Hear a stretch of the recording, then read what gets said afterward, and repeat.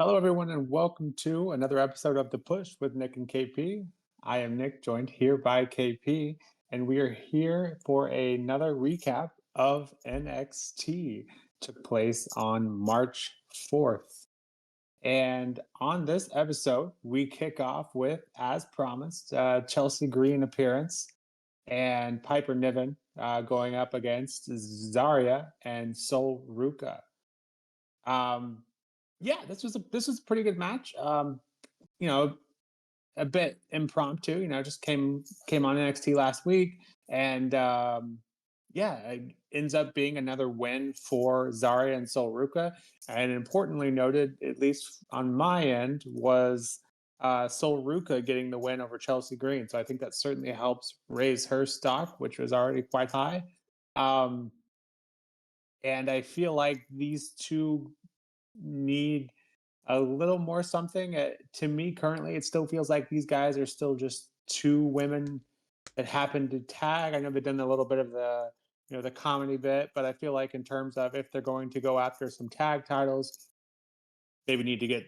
They're just missing a little something for me personally. But I think they're both great, for what they bring, and Sol Ruka especially. And I think Zarya has potential, and yeah, I think this was a good win for them, and I think they'll be after some gold before you know it.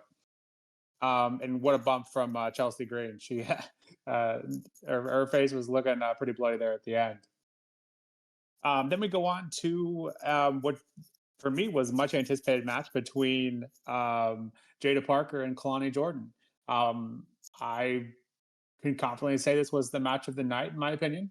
Um, Kalani's continuing to show a more intense side of her, which I think is key. I think, any complaint I've ever heard about Kalani is that she just doesn't have that intensity. And I feel like that was just kind of that went hand in hand with the babyface persona that she was bringing. And I think this more intense side, whether it leads to a full heel turn, I think it will. But regardless, to have her show this more intense side can only help her character and overall. So, and with that, Jada gets the win. And I think that's the right call simply because, again, it will help Kalani further, you know, if they are going heel or at the very least, a more intense version of Kalani. I think this helps propel that. But with that, I think Jada getting the win here is huge for her. And then after the match, she tells Julia and Stephanie Vicaire that she'll be watching closely, and she got next. So that's huge for her, and I'm happy for her, and I'm happy with it.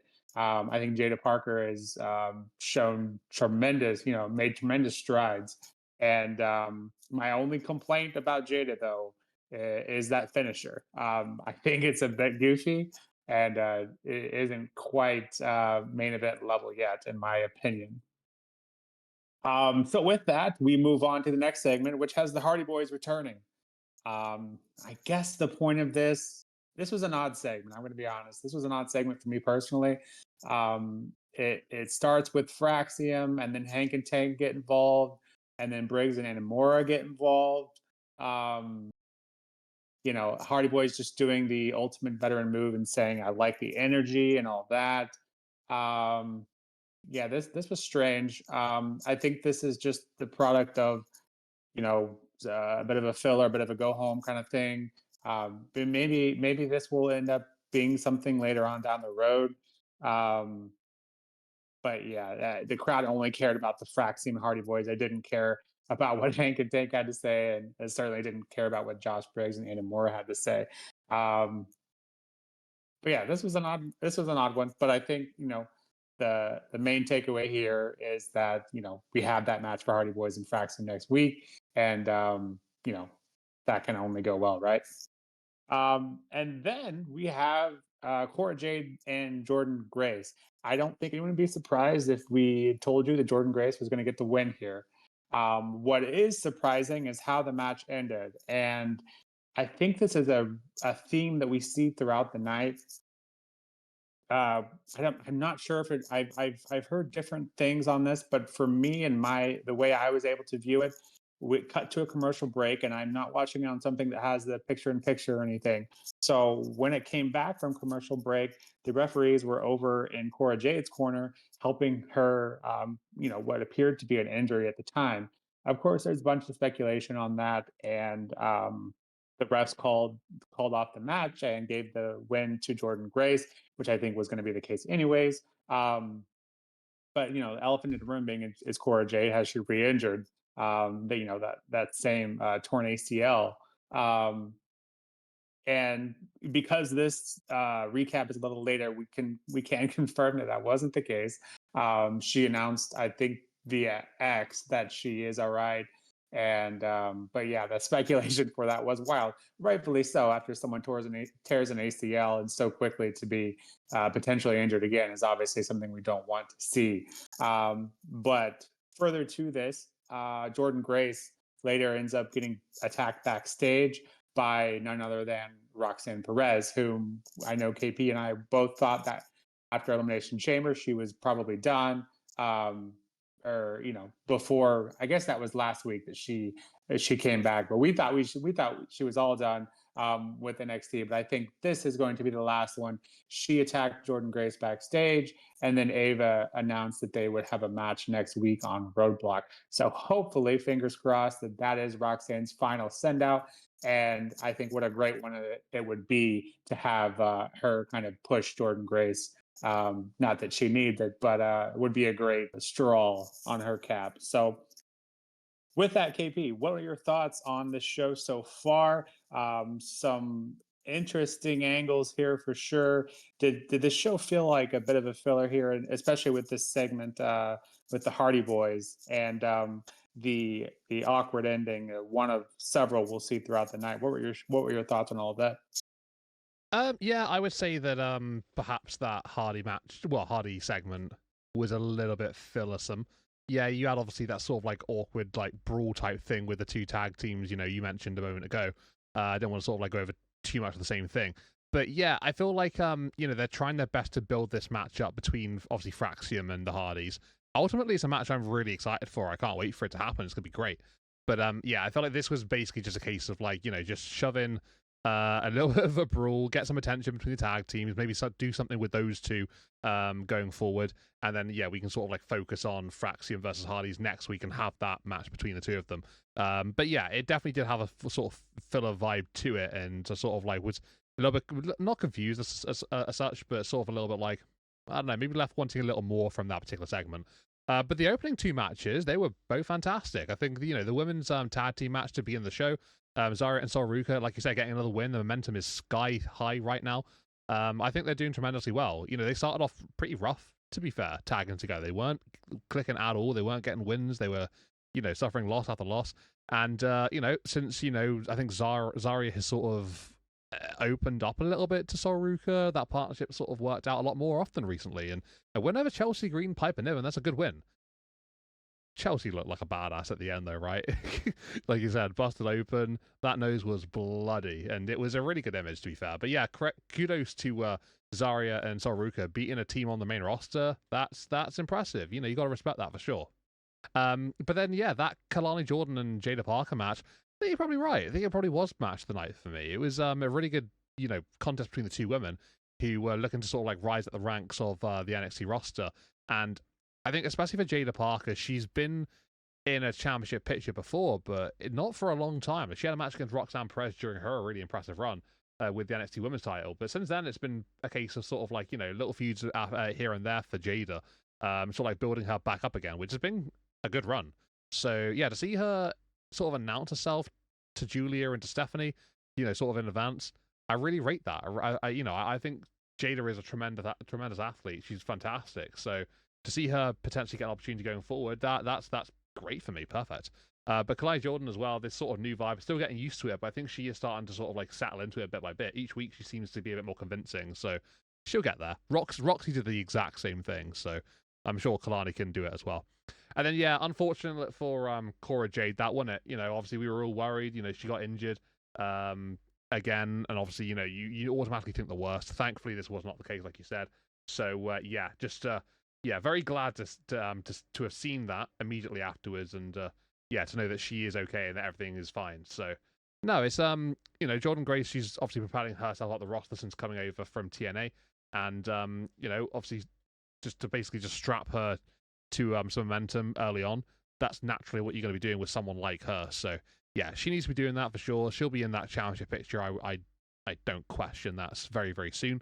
And her against Roxy should be great. Running it back from Roxy's NXT title run, she seemingly beat everybody. So yeah, hopefully a last swan song. But to be fair, I quite enjoyed the start of NXT here with these 3 segments. But obviously, unlucky for Cora Jade. Wish that match had the chance to go through until the end. But I still enjoy, the aftermath of, the Roxy business with Jordan Grace. So I'm still taking that as a positive. But yeah, that was a bit of a filler segment between the Hardys and Fraxium. Yeah, at the end of the day, Cora Jade being healthy, or at least that's what they're feeding us, I think is the main takeaway. And interestingly enough, though, I am curious what they had originally planned for that match, because both of those women obviously, you know, are in need of a win, and that sounds quite not quite the way I'm meaning to put it, but both of them are looking to be pushed in the division, and so I'm curious how they would have actually pushed that match out. But we'll wait and see what they do with that one going forward. And with that, we too will move forward to the next event of NXT, and this kind of continues the trend for the weird finishes. Uh, Not to say that it didn't accomplish what it was going for, but to have back-to-back matches where the finishes are kind of strange, um, you know. So I guess the main takeaway here is Trick Williams is also kind of showing a more vicious side, and um, been pretty heated ever since his loss at Vengeance Day. So yeah, I guess it was unusual. But I guess the main takeaway is Trick Williams isn't being so friendly anymore these days. Um, and even that segment beforehand where they kind of set this one up and he was trying to talk to Ava, and they were trying to give him the care package or whatever. And, Ethan or Trick Williams was just having absolutely none of it. So interesting to see where they take that. For me personally, I feel like Trick Williams is kind of, yeah, he's kind of not quite to the level of Roxanne, but I feel like he's done all that he can do here at NXT. It feels like he's kind of taking a step back. So I feel like they either need to, push forward with him going to Maine to see if it works out there. I personally love him as a character, and I think his in-ring work, could use a little work. But I think he has the look. So I think they should probably push that sooner rather than later, before he loses momentum he did have. With that, we move on to what ends up being the main event: Tony D'Angelo versus Sean Spears for the NXT North American Champion. And continuing on the trend of weird finishes, this one was a bit strange as well. Essentially, his back just gave out, and Sean pinned him for the win. 1, 2, 3, and we have a new NXT North American champion. Um, I feel like they were just going for the fact that Tony was trying to do too much, and obviously they're having internal issues with the family. Um, but me personally, I like the decision to have Sean win. I think it helps his faction, which whenever they decide to give it a name, it's so strange we have to say that week after week. But whenever they decide to give them a name, I think this helps them become a more legitimate faction. And they have my attention. I think they're interesting, and I've seen a lot of negativity towards Sean Spears and his faction. But I personally, I like what he's doing, and this can only help everyone in the faction that with Sean Spears. So, and I think this could end up being maybe a family versus family feud at some point, or if they're just going to make this internal struggles with Tony D'Angelo and his family. It seems like both of those are options at this point. But yeah, KP, what were your thoughts on these two matches, and getting a new NXT North American Championship in Sean Spears? Do you have high hopes for him and his faction whenever they decide to be named? I think I'll start off with Trick Williams because I feel like this is a much shorter part of the conversation here. Yeah, I mean that match was well, it's not is it even a match? It is technically, I suppose. It'll go down in the record books. But KO Dixon, he didn't get anything in there. He's obviously the whole Chase U stuff. I don't know exactly where they're going with that. Haven't quite figured that out yet. But yeah, going forward, I would assume Andre Chase perhaps could be involved in this, maybe. But it's clear as day that obviously, Trick Williams and Eddie Thorpe still have stuff to figure out and still have stuff to sort. So yeah, they'll be having a match at some point again soon. I'm absolutely sure of that. But yeah, I mean, I guess this is probably the right call. They're booking Trick to be a little bit differently inclined now, with his mentality. And I don't think it's a bad thing.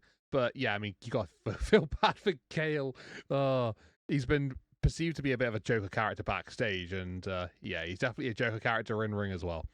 But yeah, I did not see that main event result coming. Sean Spears. I am excited. I am excited to answer your question. Yeah, I think I'm looking forward to seeing what he can do for the NXT North American title. Obviously, Tony D'Angelo didn't really have it that long. I mean, he defeated Obafemi for it. Well, we're talking like towards the end of last year. Obafemi then went on to, obviously become NXT champion. But yeah, it hasn't been that long. Maybe like a 2 or 3 month reign, something like that, if I remember correctly.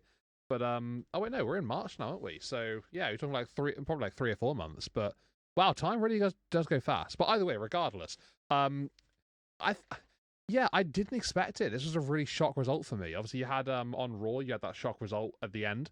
Now NXT with a shock result at the end. Is there a theme here? What's happening Friday? Just thinking ahead there. But no, I mean, the faction does interest me. You make some great points about them not giving them a name. I really wish they do. I think, otherwise we will keep talking about this, as long as this faction exists. Because at the moment they are just 4 individuals, and they all have individual names. So we want to give them a group name, to be fair, just to go by. But no, I'm definitely intrigued. Izzy Dame, I feel like we're seeing a new side of her, which is good. And yeah, there are definitely guys in there that I really want to know more about. Obviously, Brooke Jensen, he's been sort of a bit pushed to the side recently with all this, but I like the fact that Sean Spears is being elevated into a position. I think he's sort of it's kind of like long overdue, perhaps, for him, to achieve some singles gold in WWE. I don't think he did it under his previous alias, did he? So yeah, this is nice. This is good. But I'm all up for shock results, especially when it's something like this. Tony D'Angelo, his run was okay. It was good. It was fine. Whatever. I'm not going to get too excited about it, but it was good enough. And then, yeah, obviously we can look forward now to seeing the back of this and see where this goes. But no, good event, good main event. To be fair, yeah, I like the match. It was a little bit hectic, the altercations between the two factions, but I think it all worked out in the end. Yeah, Sean Spears attacking the back of Tony, and then obviously that injury sort of like laying through the remainder of the contest and wearing him down. And yeah, he just succumbed to it in the end. That allowed Sean to get the win. I quite liked it, to be fair. I enjoyed it, and yeah, a shock win is sometimes really appreciated. This one definitely was so. But yeah, I was happy with it. So no complaints here, and a little bit of a hectic NXT, but I'd say an overall good one. And Tony D'Angelo having the Heritage Cup not too long before the NXT North American title, so he's definitely been he's had something important tagged with him for quite some time. And I've always felt like their gimmick in the family, and maybe this isn't going to be possible if we're heading down, internal struggles with the family. I've always felt like that gimmick was almost too big for NXT. Obviously it's no put down to NXT, but I just felt like that whole family gimmick would work really well on main roster. Um, you know, maybe I'm in the minority there, but I just feel like tons of things could go well with that. But with that, yeah. So our NXT recap, I guess as far as rating, I felt like this was definitely one of the weaker shows in a while for any level of NXT. I personally felt I struggled with the rating. I think I decided on a 6.5. My final answer. I went between a 6 and a 7 quite a bit. It wasn't bad. Just I felt like yeah, there's some awkward finishes. Some of them on purpose, some of them not. And but yeah, in the end of the day, we are a week out from what is going to be an absolute banger of a show, NXT Roadblock. Um, and the card for that, even set up by a few things that took place on Tuesday. We have Stephanie Vicaire and Julia for Winner Takes All match and all the implications that will go with that. Um, the NXT Championship match with Femi and Moose. TNA World Tag Championship match with the Hardy Boys and Fraxium, and announced on Tuesday of Ethan Page and Javon Evans in their New York City street fight. And last but certainly not least, Jordan Grace versus Roxanne Perez, and what I assume will be her go home, leave NXT match. So I have no doubts that she will go all out for that one. But yeah, it's certainly looking forward. And then, in addition to that, next Tuesday, we have a huge episode of SmackDown where we saw a bunch of returning superstars on, at Elimination Chamber. So certainly have lots of answers, and hope to get those within the next week. And yeah, NXT Roadblock is looking absolutely stacked. And I think Roadblock and both Raw and Roadblock are at MSG next week. So certainly lots of things to look forward to. And yeah, we look forward to that. KP, any additional thoughts and your overall rating for NXT? In terms of NXT, we'll start there. I gave the show a 7 out of 10. I thought it was similar to you, did feel a little bit sort of fillery-ish, sort of like building towards Roadblock. It's not necessarily a bad thing, but like in terms of the content, I think there maybe was a little lack of it, which is quite interesting because one of the matches was short. So I'm wondering really how that match would have played out, like you alluded to earlier on. Like if that had have been played out, like I mean, I thought there are only a few segments in comparison to the norm of NXT and how they run things, usually. So yeah, weird that one of the matches got cut short and yet there were still less segments than normal. So perhaps those segments that we did see did have a bit more time for each of them, just to sort of like signify the importance, perhaps. But yeah, we are building towards Roadblock. I think they've done a great job of that. I'm really looking forward to the show. Like you said, there are some tremendous matches on there. Excited for all the all the contests that are going to take place. I think most importantly, Julia and Stephanie Vicaire. That just really has my attention right now. The brand cross brand matches are great and all, but this one is wow. This one is huge. So yeah, really interested in that one. Can't wait for it to take place. And as to who's going to win right now, I couldn't tell you. I really have no idea how to have a proper think about it over the next week. But yeah, exciting times for NXT. We go into Roadblock. There's obviously Stand and Deliver coming up afterwards, so it's a big time of year. But yeah, MSG. That's gonna be quite the crowd. So really excited for that one. Yeah, I think things are good for NXT right now, aren't they? We've got some really good things happening, and it just continues to like just keep on getting like even better and better and better as time goes on. So yeah, hyped as hell for sure. Really keen and looking forward to Roadblock. Yeah, I couldn't agree with you more. As good as the Roadblock card does look, all eyes have to be on that women v women title, and Julia and Stephanie Vicaire, and apparently Jada Parker is waiting as well. So with that, this has been another episode of The Push. If you like what we are putting out, please do let us know. And we look forward to bringing you more content this weekend with the SmackDown recap. Until next time, we'll see you soon. Bye bye.